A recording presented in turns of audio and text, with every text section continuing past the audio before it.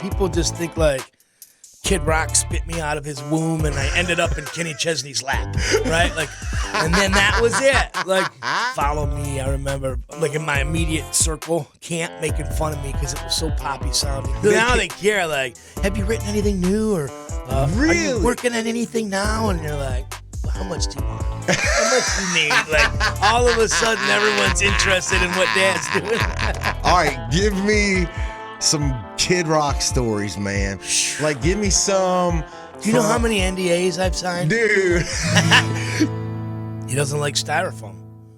He does not like styrofoam. Why? It's not allowed in anywhere near the property. It's not even, I don't get it. I don't know what it is. This is great. Okay.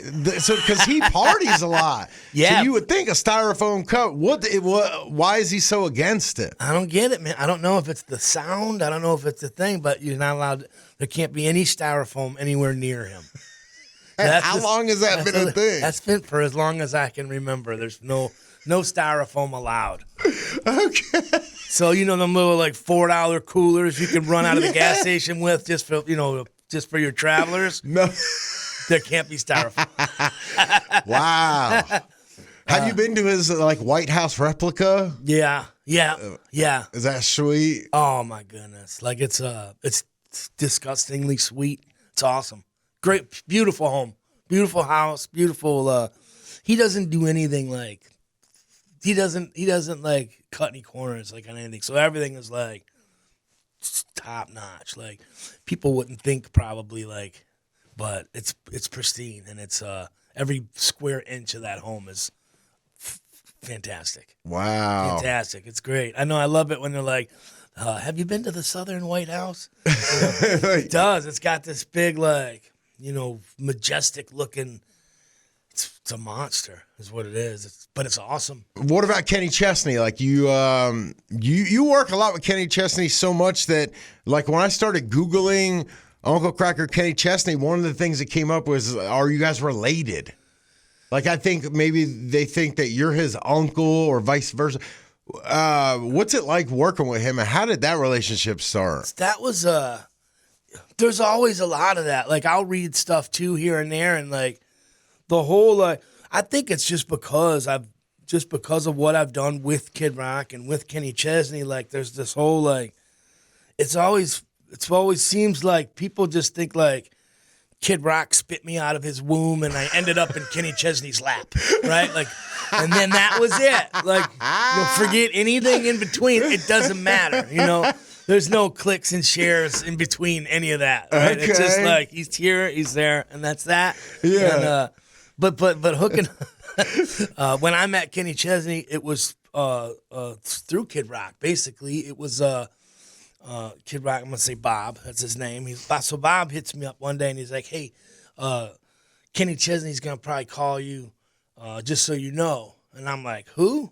He's like, "Kenny Chesney," and then but I didn't know at the time who Kenny Chesney was, or but he was like, he's gonna be calling. And I was like, oh, all right, cool. And he's like, I think he wants to do a song with you or something like that, and didn't end up being that. It ended up Kenny was playing Neyland Stadium, which is his hometown, Knoxville, Tennessee, his hometown, and Neyland was where the Tennessee Volunteers play. Yeah. And I'm so not sports. That's all right. We're with you. But he was looking to put together like special guests for this stadium show. It was his first stadium show in his hometown. This is a big to-do. Yeah. But then he had called me and asked me if I would come out and sing Drift Away, Follow Me. On his encore, he'd have some special guests come out. So he was setting this up. And when he'd called Bob or asked Bob, he was like, hey, you think Kracker would do blah, blah? And then Bob was like, I don't know, call him yourself and ask him. But then Kenny called me and asked me if I'd come out. He's like, I'll send the jet. And wow. Send it. He sent the jet. Send it. Wow. Yeah. And you've been friends ever since? And yeah. He just continually calls you up? Yeah. Yeah, no, we talk all the time and a few times a week easily, but just to make sure everybody's up. We're all getting older and feels like that's all I'm doing these days is calling and checking in on somebody. Like, how are you? Are you feeling good? Have you pooped today? You know what I mean? So just getting older. That's like yeah. When y'all recorded When the Sun Goes Down, so at the end, did you plan to say Uncle Kenny? Yeah, so I was so going into that, I didn't know who Kenny was, and but I started listening to a couple things, and I'd listen to that She Thinks His Tractor is Sexy song. Yeah.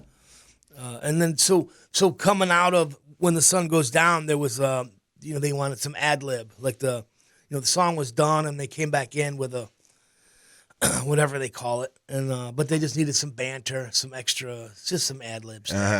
So it was all just like Uncle Kenny, whatever I could come figure out in the vocal booth, That's funny, man. That's like my favorite part of that song. That was a fun one. Is it true Kid Rock gave you the Uncle Kracker name?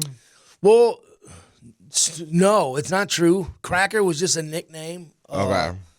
Growing up, and I was like the only person that didn't know what it meant, I guess, at the time, but I liked it always. It was just fun nickname, and but when it came time to do an actual album or to put out my first solo record and to have a record deal, it had to be something in there. So we put Uncle in front of. It was either that or I was going to have to be like Kracker featuring Matt Schaefer because there was already a band called Kracker. Oh, yeah. Still a band called Kracker. So you had to change it to a K? Even that wasn't going to work. There was all kinds of little... and then I made the mistake of like letting the record label say they were going to handle all this. You were about to be like Big Kracker. It was going to be dumber than it is, actually, right? That's all right. Let's talk about coffee and beer, man. Yeah, man, for sure. Yeah, what, it was the first album in 12 years. Did it feel like that long? It did not feel like that long. It felt like, I was just talking about this with somebody the other day, and 12 years, I didn't even realize there was a gap. Yeah. I just ended up in a spot where I was no longer on a major label, and there was just no urgency for anything anymore all of a sudden. It was just like, no one's calling to say we got to get in there and do a new record. Everything was always like scheduled, put one out, do the videos, do the tour, come back home, write a new one, put that one out, do the videos, do the tour. So everything was just always boom, boom, boom. But then all of a sudden I was just in a spot where like nobody was asking for that no more. And just time over. It just didn't feel like 12 years. Well, you're still like touring and doing stuff. So that kind of, you didn't exit music per se. Say that again. You didn't exit music. No. I was definitely touring still. Yeah. 100 and something shows a year for the last 25 years. I get that a lot too. I was in Vegas one night, and I was at the blackjack table, and the blackjack dealer was this. She wasn't an older lady, but she was not young. But she was like, Uncle Kracker. She's like, what happened? And I was like, like, what happened? She's like, well, you were there, and then all of a sudden, poof, like nothing. Like, I mean, I get it. Yeah. Well, a lot of people wonder that, not just about you, but other artists. Like, I don't know. I'm going to name drop. A long time ago, I was talking to Eminem, and I was like, what do you do all day? This was when he wasn't doing anything. Because I think people just want to know, like, when you're not doing that, like, what are you doing all day? So I see. Do we want to know what Marshall's doing all day? I don't think so. You might know if anybody. No, I'm just kidding. What's the new record sound like compared to your old one? There's no difference. As far as my records go, I'm never really shooting at anything in particular. I just write and whatever I'm feeling or vibing that day, which sucks because I've written so much where there's been a lot of time. There was one time I sat down and I was like, I want to write this record I want to write it like a book where there's like a start and a finish. Yeah. And there was never any time to do it like that, right? So no, this thing has there's no change or no difference or I don't know any other way to write songs, other than the way I do them and, fast, slow, mid-tempo, whatever. It's there's never really any big change. Not reinventing any wheels over here, whatever feels good for the day. And then you just and all my records have always been like, when it was time to do a new record, I went into the studio and wrote it and recorded it, and that was it. Like, oh, that's 10, I'm done. Like, let's get out of here and go, right? Yeah. I hear a lot of people like, we wrote 87 songs for this one and had to pick 4. Yeah. 4 out of 87, and the math doesn't add up. You just 10 and 10. That's it, man. They only pay you for 10. Yeah. At least that's how it used to work. Okay. So anything more than that, you were just giving it away. Out of all your old songs, like the heaters, the hits, which one was like the one where you're like, man, that's not going to be a hit? They never end up how you think they're going to end up. Like Follow Me, I remember everybody like in my immediate circle camp making fun of me because it was so poppy sounding compared to what we had been doing in the Kid Rock stuff. And then my solo record came out of that, and then Follow Me shows up in the middle of like all this Kid Rock fun stuff. Follow Me like is sitting there like this pop song, and my whole entire crew was just like, "What'd you do that for?" I don't know. It just felt good at the time. Dude, I was in pop radio when that came out, and there was like little kids calling up going, play the Fishy in the Sea song, having no idea that it was about like infidelity or whatnot.